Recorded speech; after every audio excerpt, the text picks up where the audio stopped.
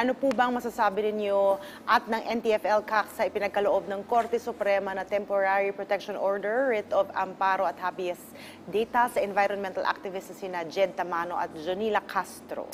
Well, ito po ay para sa amin temporary setback lamang, no? Kasi baka sabihin na naman ng mga this is a great victory, no? It is not a great victory for them. In our opinion, it is simply a temporary setback kasi ito pong desisyon ng Supreme Court ay parte lamang ng due process of law, no?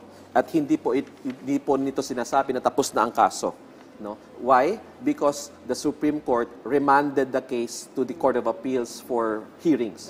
Ibig sabihin, hindi pa po tapos kasi meron pang procedure, legal procedure na mangyayari sa Court of Appeals. At doon po sa Court of Appeals, nakahanda ang NTF-ELCAC para ipresenta naman yung posisyon namin, no? So we see this as a significant opportunity para mailabas naman yung posisyon ng gobyerno, mailabas yung mga ebidensya ng gobyerno para ma-refute namin yung mga aligasyon na di umano ay yun yung mga di umasyon na nakalagay doon sa petition nila, no? So we see this as an opportunity to shed light on this grand conspiracy to malign and destroy the credibility of our public officers, yung ating armed forces, yung Philippine Army, and even yung mga abogado ng Public Attorney's Office na wala namang kasalanan kundi nagbigay ng nagpa-oath, no, doon sa sinumpaang salaysay nitong dalawang ito.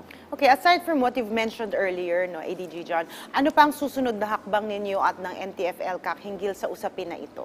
Well, una-una, haharapin namin ito. We are prepared together with the Office of the Solicitor General, who is the head of the Legal Cooperation Cluster. We're prepared to answer any of all questions and to refute itong allegation na ito because in our opinion, they do not deserve a writ of amparo or a writ of habeas data or even a temporary protection order. There is no threat whatsoever to their lives. No? But we will establish this in court and we will cooperate with the legal authorities because of course we respect the decision of the Supreme Court. ADG, sa usapin ng West Philippine Sea, sinabi ito na nga, alam mo naman, very controversial to palagi. Sinabi ng China Coast Guard na pinaalis nila ang isang barko ng Pilipinas, particular ng BFAR sa Bajo de Masinloc kahapon. Ano po ba ang detalye dito at ano ang masasabi ng Task Force West Philippine Sea tungkol dito? Oo nga, well, we were also surprised nung nakita namin sa Global Times yung naging statement ng Chinese Coast Guard na may pinaalis daw sila na BFAR vessel. No? Wala pong katotohanan ito, mga kababayan. No? There is no truth to this. In fact, nandun pa rin yung BFAR vessel. Nandun sa Bajo de Masinloc yung BRP Datu Tamblat. No? At siya ay nandun at namimigay ng tulong ng supplies at pagkain at gasolina sa ating mga Filipino fishermen. Nandun. As of last count, meron na pong 13 Filipino fishing vessels na tinutulungan ng ating BFAR doon. So, hindi ko maintindihan kung saan naman ang galing itong fake news statement galing from China na itinaboy daw nila yung BFAR. So, I guess fake news siya, no?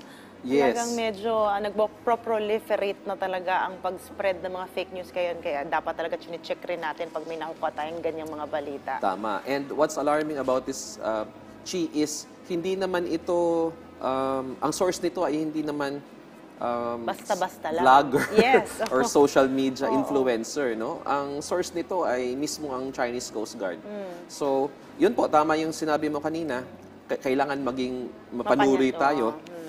No, and let's not take the statements coming from the Chinese Coast Guard we should take it with a grain of salt. Kasi wala talagang katotohanan yung sinasabi nilang itinaboy nila. In fact, nandun yung ating BFAR vessel at may mga taga-medyang nandun ngayon. Well, good thing at least merong mga media na nandun to actually verify yung statement. Well, maraming salamat ADG John sa mga update na ibinahagi mo sa amin. No problem. Always a pleasure sa ating programa.